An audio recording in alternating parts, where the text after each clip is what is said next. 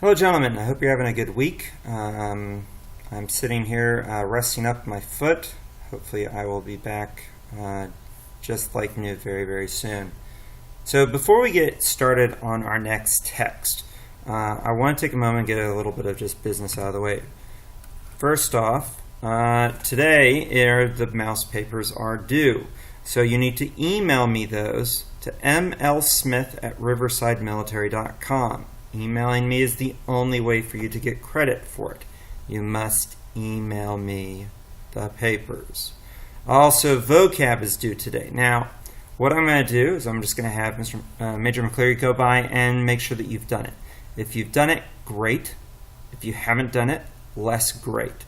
So if you have done it, then he's going to let me know. We're not going to do any major checking on it for the correctness of it. He's just checking to see if you did it. I know that that is not perfect, but considering the circumstances, that seems like the easiest way to do it. So if you haven't done it, then it's going to be taking points off every time that we have to come by and check it. I want you to take out the sheet that says Bill of Rights Paraphrased, and that's what you're going to do. You're going to read through the Bill of Rights, and you're going to paraphrase them. I want you to understand what are your rights as a citizen, what are your rights as a person here, and so this is a really good place to start with that. Obviously, this is not just an exercise. This has got something to do with the play that we are going to be looking at, but I just want to give you some background information by first looking at that. Kind of what are the rights that we have as people who live here. So go ahead and take that out. If you need to pause this to have that done, feel free to pause this, and when we're ready, we're going to start with the first one. We're going to do the first one together, and then I'm going to let you do the rest on your own. All right, now that you've got that in front of you, let's start thinking about what this word means, this word freedom. We have certain freedoms. We have certain things that we have been given to us by the simple fact that we're here. And so we want to think about our freedoms. What are we free to do? What are we not free to do? I want us to think about what that word really means to us. Take a moment, discuss as a class, like kind of what are some of the freedoms that you feel like you have. You can use this Bill of Rights to help you think about that, or you can just kind of put it out there. So I'm going to pause the video, and when you guys are ready, can let me know, and you can continue.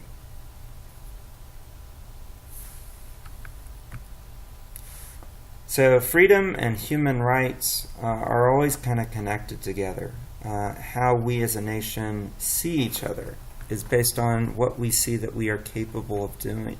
And a lot of these rights, a lot of these ideas come from our Constitution, come from our sense of our government giving us as a people freedoms.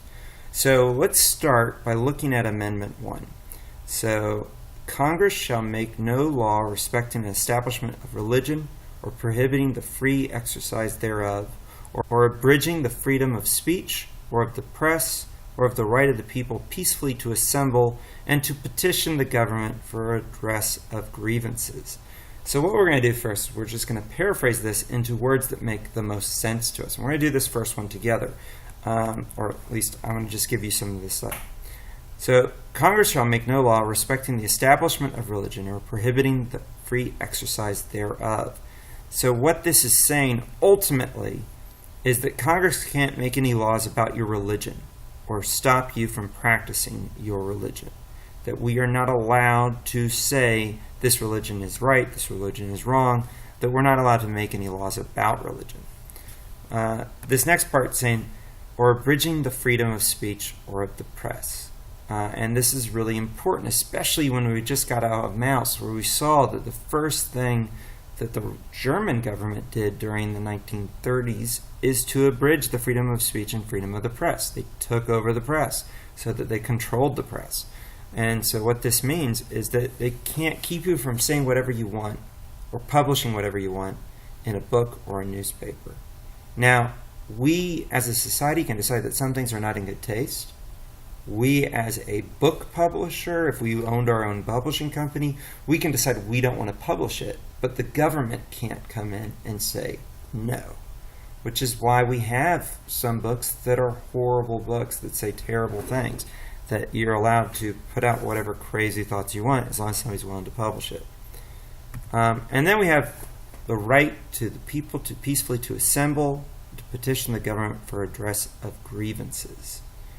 What basically this means is Congress can't stop you from meeting peacefully, not like a riot, but peaceful meetings for a demonstration to ask the government to change something. A redress of grievances is literally, I'm upset with you, the government, and I would like to have a moment to tell you that I'm upset with the government. There are many other governments where that is not allowed. So that's one of the first things we have. We have laws that say you cannot mess with our religion, you cannot stop us from publishing and saying what we want, and to demonstrate peacefully that we live in a society where every voice is acceptable and every thought on some level is acceptable. And so as long as it's peaceful, they're fine with it. So now what you're going to do is you're going to do the rest of these amendments.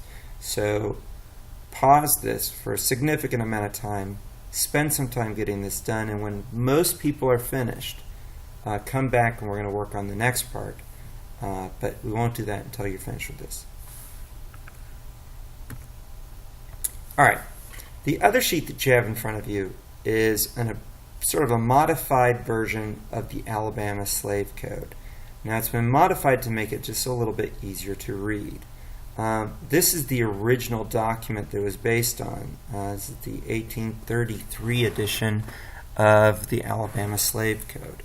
And this is going to give you a really strong sense of what our next text is about. That if we just looked at our freedoms, if we just looked at a group of laws written to establish what the government can or cannot do to citizens, to people that are there, we also have to deal with the great irony of at the same time that they were making that document, there were slaves in this country. At the same time they're saying that we can't touch this, we can't do this, we can't do this, that your rights are important, they're ignoring the rights for other people. And as I said, this is going to be a very strong hint of what our next story is going to be about. So we're going to look at the Alabama Slave Code and kind of take a look at what we have. So here is one, and this is number 31. You can read it. This is the original version. The version you have has been modified mildly so it's a little bit easier to read.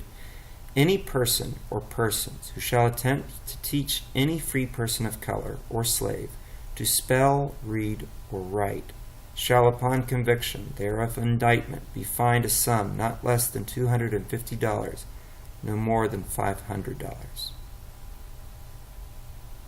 So let's put that in perspective. Any person who shall attempt to teach any free person of color or slave to spell, read, or write is a $250 fine and no more than a $500 fine.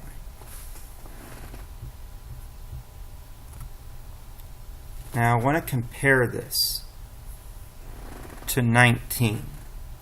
And whereas it has been the humane policy of all civilized nations where slavery has been permitted to protect this useful but degraded class of men from cruelty and oppression, therefore be it enacted, cruel or unusual punishment cannot be inflicted upon any slave. If an owner permits that and is convicted in court, the court may, at its discretion, impose a fine not exceeding $200. All right. So to teach somebody to read is a $250 to a $500 fine. And yes, it does say if convicted in both. But the other version of it, the cruel and unusual punishment, is at the court's discretion.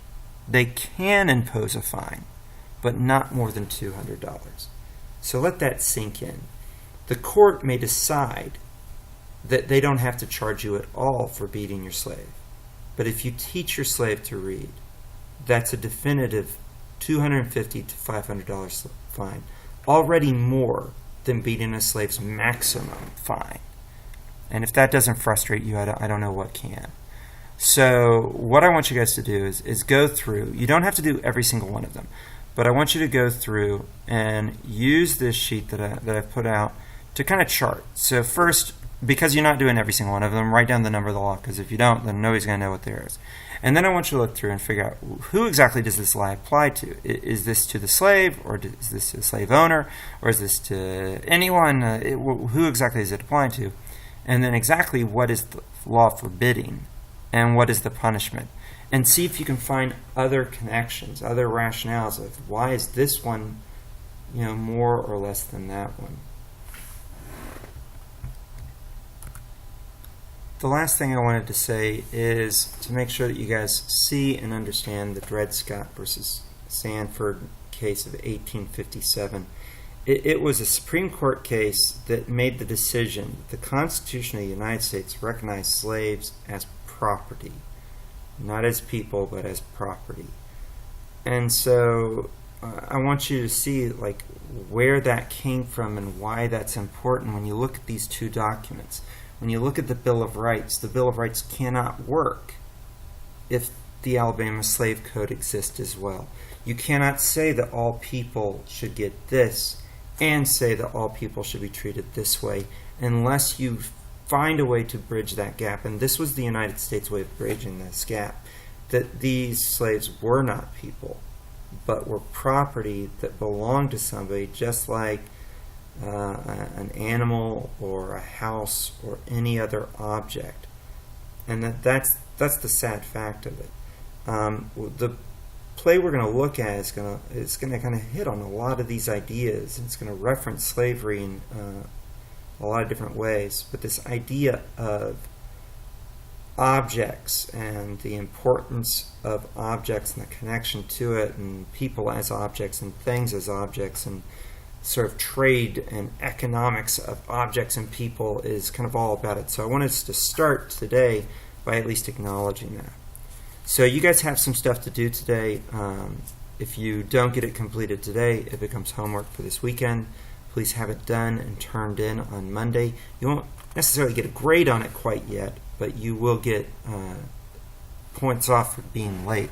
So please don't be late. Thank you. Have a good weekend.